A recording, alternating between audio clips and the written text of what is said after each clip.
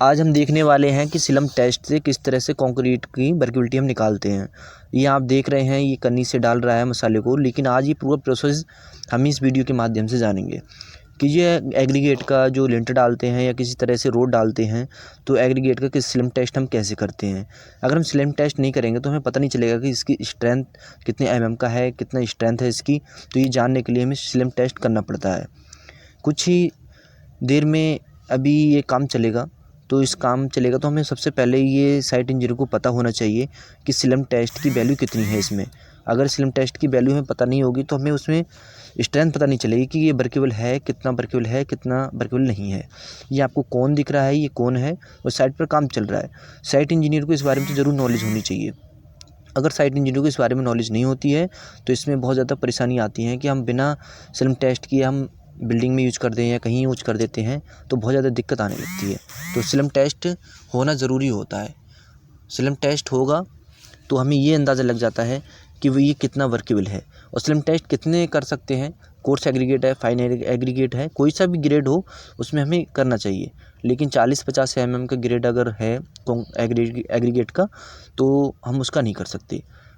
तो ये कौन है, इसका इंटरव्यू में क्वेश्चन या भी पूछा जाता है और पेपरों में भी ये क्वेश्चन स्लिम टेस्ट से संबंधित बहुत ज़्यादा आता है। स्लिम टेस्ट का साइज़ भी पूछते हैं। स्लिम टेस्ट का जो प्रयोग हम क्यों करते हैं, बहुत तरह तरह के क्वेश्चन स्लिम टेस्ट से पूछे जाते हैं। तो आइए इस वीडियो के माध्यम से ये वीडियो अंत तक देखते हैं कि स्लिम टेस्ट का प्रयोग हम कैसे करते हैं, इसमें क्या क्या चीज़ों का इस्तेमाल करना पड़ता है और ये हम करना इसका क्यों ज़रूरी होता है। साइट इंजीनियर का करना बहुत ज़रूरी है। ये यदि आप स्टूडेंट हो, सिविल से हो, तो स्लिम टेस्ट के बारे में आपको नॉलेज ज़रूर होना चाहिए। ये स्लिम टेस्ट है जो इसमें मसाला भरा जा रहा है। इस स्लिम टेस्ट की हाइट 30 सेंटीमीटर है और ऊपर की जो चौड़ाई है ये 10 सेंटीमीटर है और नीचे की जो चौड़ाई है इसकी स्लिम टेस्ट की वो 20 सेंटीमीटर है। जो नीचे बेस प्लेट है और ये हाथ से जो कर रहे हैं ये टैंपिंग रॉड है।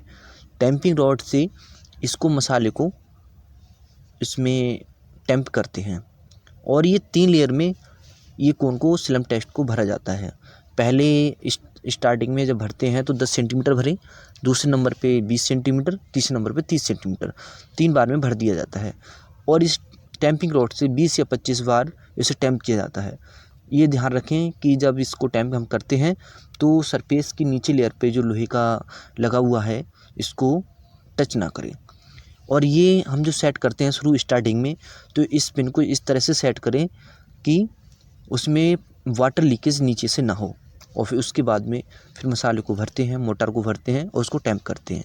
और ये प्रोसेस हम करना बहुत सावधानी से है। ये हम इसलिए करते हैं क्योंकि हम ये जानकारी हमें मिल सकती है इससे कि इसमें कितना शेयर स्ट्रेस है, कितना ये कंपैक्शन है इसका और कितना ये ज़्यादा फुली हो सकता है। 3 बार में ये पूरा फुल कर देते हैं। इस 3 बार में ये फुल करने के बाद में फिर इसको बाद में टैंप करने के बाद सरफेस से लेवल कर देते हैं। ये स्लिम टेस्ट है, ये बहुत ज़्यादा उपयोगी होता है साइट इंजीनियर के लिए। अब ये प्रोसेस हमने कर लिया है। यहाँ पे करने के बाद को इसे 5 से 4 सेकंड में इसको निकालना है। इसे ये नीचे के पेज खोलने के बाद में 5 या 6 सेकंड के अंतराल में इस स्लिम टेस्ट को कोन को निकालना होता है। इससे ज़्यादा टाइम नहीं लेना चाहिए। 5 या 6 सेकंड के अंतराल में इसे निकाल देना चाहिए। अब ये निकाल रहे हैं, 5 या 6 सेकंड में ये निकाल देना चाहिए। अब इन्होंने ये धीरे धीरे निकाल रहे हैं इसको। अब ये देखो निकाल दिया इन्होंने। अब ये ज़रूरी नहीं होता, देखो ये कितना ज़्यादा डैमेज हो गया है, यानी ऊपर का जो है सरफेस वो नीचे से गिर गया है, थोड़ा डैमेज हो गया है। ये 3 तरह के होते हैं। लेकिन अब इसको क्या करेंगे, हम इसको मेज़र करेंगे कि कितना जो सेफ है वो ठीक है। एक ट्रू होता है, दूसरे नंबर पे होता है शियर, तीसरे नंबर पे होता है कोलैप्स। तो पहला जो ट्रू वाला आपको जो चित्र दिख रहा है सामने वो इस शेप में होता है, ये देखते हैं। और दूसरा है शियर, जो चित्र दिख रहा है आपको ये शियर होता है। ये एक तरह से अगर एक कोन का गिर जाता है तो उसमें पानी की कमी होती है। तीसरा है कोलैप्स, यानी अगर वाटर की पानी की मात्रा ज़्यादा होती है तो वो नीचे जाकर सरफेस से फैल जाता है। हम ये मेज़र करते हैं तो कम से कम हमें 90 से 120 mm होना चाहिए, 90 से 120 mm के बीच में ही ये होना चाहिए, तब ये ठीक है। अब 120 से 90 से 120 mm है ये, इसके बीच में ही ये इसका मेज़र होना चाहिए। तो हम सोचते हैं कि वर्केबिलिटी इस मसाले की अच्छी है। अगर इससे कम है तो यानी पानी की कमी ज़्यादा है, अगर इससे ज़्यादा है तो पानी की मात्रा बहुत ज़्यादा है। तो ये हमें बहुत ज़्यादा देखना होता है, और ये वर्केबिलिटी ही चेक होती है, इससे वर्केबिलिटी पता चल जाता है हमें कि कितना ये सूटेबल है और कितना सूटेबल नहीं है। और ये बार बार हम ये इस चीज़ का टेस्ट कहीं भी बिल्डिंग बनता है, कहीं भी साइट पे जाता है, कोई भी काम होता है तो वहाँ जाकर हम चीज़ों को इसको चेक करना पड़ता है। इसके बिना हम आगे का कार्य हम या आगे का प्रोसेस नहीं करते हैं। हमें ये अंदाज़ा लग जाता है इसमें सीमेंट की मात्रा कितनी है, पानी की मात्रा कितनी है, या कितना कम है कितना ज़्यादा है, इससे हम पता कर सकते हैं।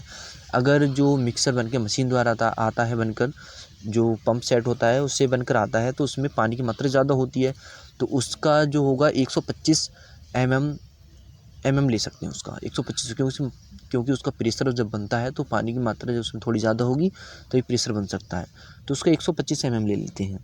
लेकिन इसमें हमेशा ये ध्यान ज़रूर रखें ये टेस्ट करते समय कि जब जो इसके पेच कसते हैं तो बिल्कुल उसको नीचे से लीकेज ना करें। तो वर्केबिलिटी टेस्ट है ये, और आगे के जो टेस्ट हम देखने के लिए आपको नेक्स्ट वीडियो मिलेगी। ये वर्केबिलिटी टेस्ट करने के लिए कई तरीके के टेस्ट किए जाते हैं, लेकिन स्लम टेस्ट बहुत ज़्यादा इंपॉर्टेंट होता है, और ये हमें जानकारी भी होनी चाहिए कि स्लम टेस्ट